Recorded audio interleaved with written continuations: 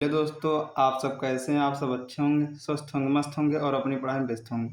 तो आप स्क्रीन पर देख ही रहे होंगे हमने कौन सा टॉपिक लिया है। तो अगर ये टॉपिक को सही तरीके से समझना चाहते हैं तो आप वीडियो में शुरू से लेकर अंत तक बने रहना पड़ेगा। तो वीडियो ज़्यादा देरी न कर हम शुरू करते हैं। तो पहले देखूंगा कि टॉपिक का क्या नाम है। टॉपिक का नाम है द्वितीय नियम, जिसको लूप का नियम कहते हैं और बंद जाल का नियम के नाम से जानते हैं। तो पहले देखेंगे इसकी परिभाषा क्या लिखी है, उसके बाद हम समझकर याद करने का प्रयास करेंगे। ठीक। किरचॉफ के द्वितीय नियम के अनुसार विद्युत परिपथों के बंद जाल में प्रवाहित धारा तथा उसमें संगत प्रतिरोध के गुणनफल का बीजगणितीय योग परिपथों में लगे सेलों के विद्युत वाहक बलों के बीजगणितीय योग के बराबर होता है, जिसे हम कहते हैं द्वितीय नियम, या तो लूप का नियम या तो बंद जाल का नियम। अब आप जान गए हैं कि ये तीन नियम मतलब तीन नाम से पूछता है।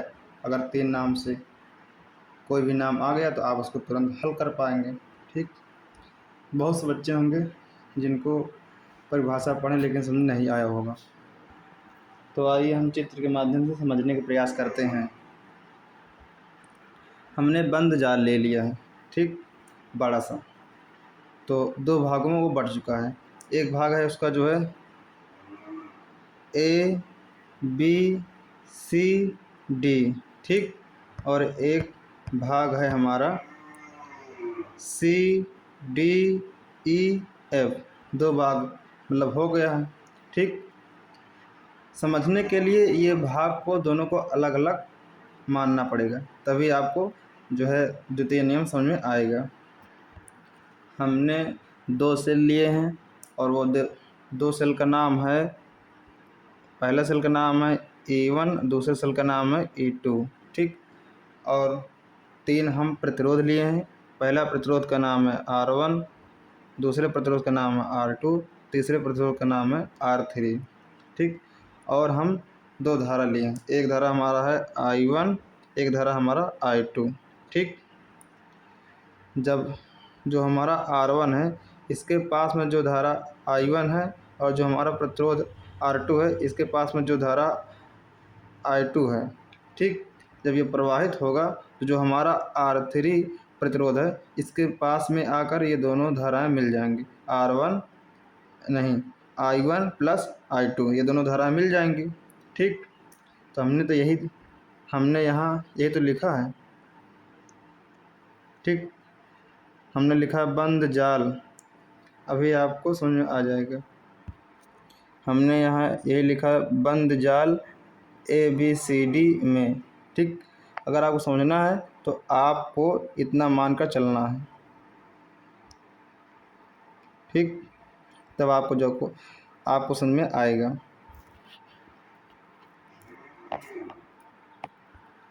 जो हमारा R1 है उसका गुणा हो जाएगा I1 में, ठीक है, हमने यहाँ गुणा किया है।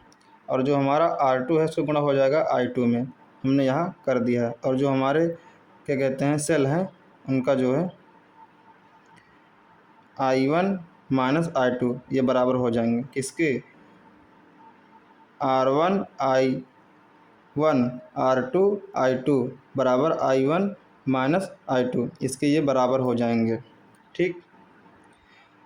तो इसमें आपको कुछ जानना ज़रूरी है, उसको आप जान लीजिए तब जाकर आपको परिभाषा याद होगी। जो हमारा I1 माइनस नहीं, जो हमारा E1 माइनस E2 है इसको आप बोल सकते हैं सेलों के विद्युत वाहक बलों के बीच गणितीय योग के बराबर होता है। ये पूरे का आप बोल सकते हैं। क्या बोल सकते हैं आप पूरे को आप बोल सकते हैं